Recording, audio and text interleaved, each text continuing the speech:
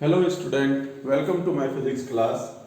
Today I will explain the field, electric field at an axial point of a dipole. This will be the lecture 2 of electric dipole and it is a part of electrostatic and it is for class 12. और हम लोग यहाँ पर देखते हैं सबसे पहले कि एक इलेक्ट्रिक डायपोल लेते हैं। हम लोग लिखते हैं यहाँ पर, इधर हम लोग नेगेटिव चार्ज कंसीडर करते हैं और कुछ दूरी पर हम लोग पॉजिटिव चार्ज लेते हैं और ये इसका एक्सियल लाइन हो गया। यहाँ एक पॉइंट P लेते हैं और ये इसका सेंटर हो गया O, टोटल सेपरेशन 12 है, इसको L लेते हैं, यहाँ L लेते हैं। इसका नाम कुछ भी हम लोग दे सकते हैं, A, B, इसको A, इसको B, कुछ भी कंसीडर कर सकते हैं हम लोग यहाँ पर। देखिए इन दोनों के कारण इस पॉइंट पर इलेक्ट्रिक फील्ड निकालना है हमें।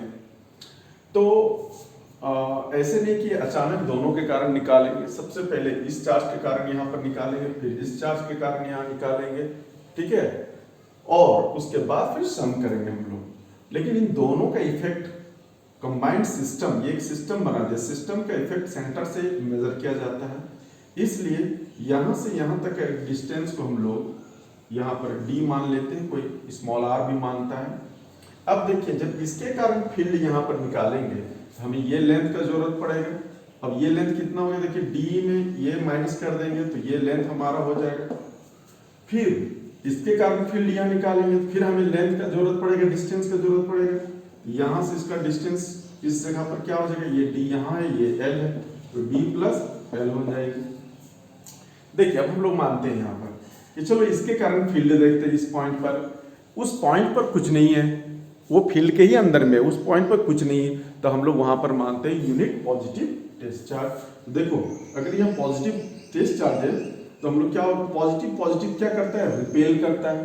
तो इसलिए इसके कारण जो फील्ड होगा हमारा इधर हो जाएगा E प्लस वेक्टर।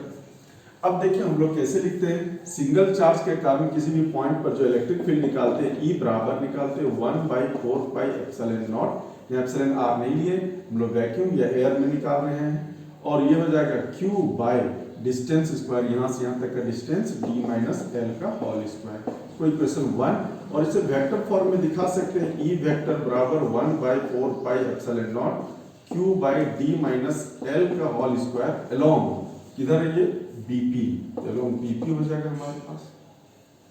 अब देखिए इस चार्ज के कारण यहाँ पर फील्ड निकालेंगे तो ये नेगेटिव चार्ज है, ये पॉइंट पॉजिटिव है, इसलिए ये अट्रैक्ट करेगा तो ये इधर हो जाएगा फील्ड इसका, और ये कहलाएगा E नेगेटिव चार्ज, ठीक है। हम लोग ये पॉजिटिव के कारण निकाल रहे थे। अब देखिए सेम प्रोसीड्यूर लगाएंगे, उसके कारण भी वहां फील्ड निकालेंगे तो ये नेगेटिव बराबर 1/4 पाई epsilon not and Q by d plus l का होल स्क्वायर, यहाँ से जो डिस्टेंस है यहाँ पर, ये इक्वेशन 2 हो गया। अब इस फिगर में क्या है, देखने से 1 और 2 में देखेंगे तो यहाँ लेंथ कम है, यहाँ लेंथ ज्यादा है, इसलिए इसका मैग्नीट्यूड जो इसके कारण जो फील्ड होगा, ये वाला फील्ड का मैग्नीट्यूड क्या होगा, ज्यादा होगा। क्लियर है यहाँ पर। अब हम लोग देखते हैं कि इस पॉइंट पर एक से अधिक वेक्टर है और दो वेक्टर के बीच का एंगल 180 डिग्री है। हम लोग वेक्टोरियल सम यूज करेंगे, ठीक है। यहाँ पर हम लिख सकते हैं net electric field at P due to dipole, ठीक है। डायपोल के कारण हम लोग देख रहे हैं तो क्या हो जाएगा, यहाँ E वेक्टर बराबर E plus vector plus E minus vector, ऐसे लिखेंगे हम लोग वेक्टर सम में। अब क्या होगा कि हम लोग इसका मैग्नीट्यूड निकालेंगे, तो जब मैग्नीट्यूड निकालेंगे तो ये हो जाएगा E बराबर E plus minus E minus. Pythagoras theorem हमारे पास पैरेललोग्राम लॉ है जो लेते थे हम लोग पहले, R बराबर root under A square plus B square plus 2AB cos, cos 180 degree, 180 minus, तो ये आ जाता था A minus B, opposite direction में रहता था, इसीलिए हम लोग डायरेक्ट यहाँ लिख दिए। अब यहाँ पर हम लोग यूजिंग करेंगे, यूजिंग 1 and 2 इन दिस, तो हमारे पास क्या हो जाएगा, E बराबर देखिए E प्लस का वैल्यू पुट करेंगे, फिर E माइनस का वैल्यू पुट करेंगे, ये Q by 4 pi epsilon naught common आएगा, तो ले लेते q/4πε0 कॉमन, यहाँ पर हो जाएगा हमारे पास 1/d माइनस एल का whole square minus 1/d plus L का होल स्क्वायर। देखिए ऐसे लिख सकते हैं हम लोग इसको यहाँ पर, इस तरह से हम लोग लिख सकते हैं। चाहे तो और आगे इसको हम लोग बढ़ाएंगे तो क्या हो जाएगा q/4πε0 और ये एलसीएम आ जाएगा हमारे पास, ठीक है। ये हो जाएगा हमारे क्या d माइनस एल का whole square into d plus L का होल स्क्वायर, यहाँ आ जाएगा d प्लस एल का होल स्क्वायर और यहाँ पर माइनस है ना d माइनस एल का होल स्क्वायर, ये आ जाएगा। देखिए a minus B into A plus B के फॉर्म में थे, a square minus B square और स्क्वायर पहले से है, तो ये यहाँ पर आ जाएगी q/4πε0 और ये हमारा हो जाएगा यहाँ पर क्या हो जाएगा कि d square minus L square का होल स्क्वायर और ऊपर में हमारा क्या हो जाएगा, इसको तोड़ेंगे तो d square plus L square plus 2dl, फिर यह माइनस होगा d square minus L square plus 2dl होगा ना। अब इसमें क्या होगा, d square L square cancel, d square L square cancel हो जाता है, फिर हमारे पास ये रिजल्ट बन जाता है। हम इधर वाले पार्ट को हम दिखाते हैं, ठीक है। फिर हम लोग यहाँ देखते हैं, यहाँ से वेरी क्लियर है, पहले ये ब्रेन में रख लेना है ना, क्योंकि इनका डिस्टेंस जो है कम है तो इनवर्सली प्रोपोर्शनल होता है, इसलिए नो डाउट यहाँ पर क्या हो जाएगा e plus is greater than e minus in magnitude, इसको ब्रेन में रखना है। अब हम लोग देखते हैं, यहाँ पर मिटाते हैं और इसका रिजल्ट क्या आता है।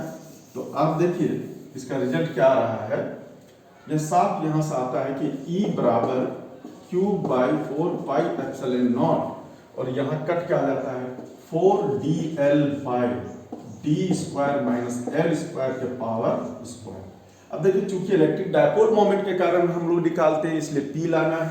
P लाने के लिए हम लोग फॉर्मूला जानते हैं, P बराबर q इंटू 2l, तो ये हमारा हो जाएगा q इंटू 2l और यहाँ बच जाएगा 2d by 4πε0 d square minus L square का होल स्क्वायर। हम लोग जानते हैं सिंस जो 12 होता है वो बहुत कम होता है, यहाँ L और कम हो जाएगा D के रिस्पेक्ट में, since L is less than D, so L square can be neglected, ठीक है। नेग्लेक्ट कर देंगे तो यह बन जाएगा हमारा E बराबर, ये हो जाएगा P 2PD बाय 4πε0, यहाँ आ जाएगा D के पावर स्क्वायर और स्क्वायर 4।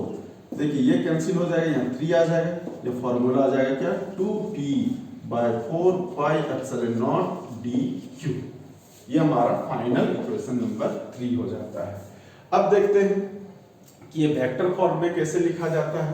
तो वेक्टर फॉर्म में लिखने के लिए हम लोग जानते हैं जब दो वेक्टर को हम लोग जोड़ते हैं तो रिजल्टेंट वेक्टर का डायरेक्शन किधर होता है, जो दोनों आइडेंटिकल वेक्टर जिसका मैग्नीट्यूड ज्यादा होता है उधर ही होता है। तो यहाँ पर मैग्नीट्यूड E प्लस की ओर ज्यादा होता है, इसलिए यहाँ पर लिखाएंगे E vector equal to 2p vector by 4πε0 dq along bp, ये हमारा हो जाएगा फाइनल। यहाँ प्लस साइन देने का मतलब ये भी है यहाँ इलेक्ट्रिक फील्ड और p के बीच का जो डायरेक्शन है, वो दोनों के बीच जो रिलेशन है वो दोनों सेम डायरेक्शन में। इलेक्ट्रिक फील्ड का डायरेक्शन हमारे पास रिजल्टेंट यहाँ दिखा दिया इस ओर E का, और डायपोल मोमेंट का डायरेक्शन नेगेटिव टू पॉजिटिव होता है, वो भी इस ओर ही है हमारे पास, ठीक ना। तो ये हमारा इस टॉपिक का यहाँ पर एंड है। और इससे हम लोग देखते हैं कि जब सिंगल चार्ज रहता है तो वहाँ पर स्क्वायर आता है इनवर्सली प्रोपोर्शनल में डिस्टेंस में, बट यहाँ क्यूब, जैसे ही चार्ज का संख्या बढ़ता है वो नीचे का जो पार्ट होता है वो बढ़ते जाता है, यानी धीरे धीरे जैसे जैसे नंबर ऑफ चार्जेस बढ़ते हैं हमारा electric field intensity at A point क्या होता है, डिक्रीज करने जाता है, रैपिडली डिक्रीज करता है। Thank you for watching. फिर नेक्स्ट वीडियो में हम लोग इसका दूसरा एप्लीकेशन देखेंगे। Thank you.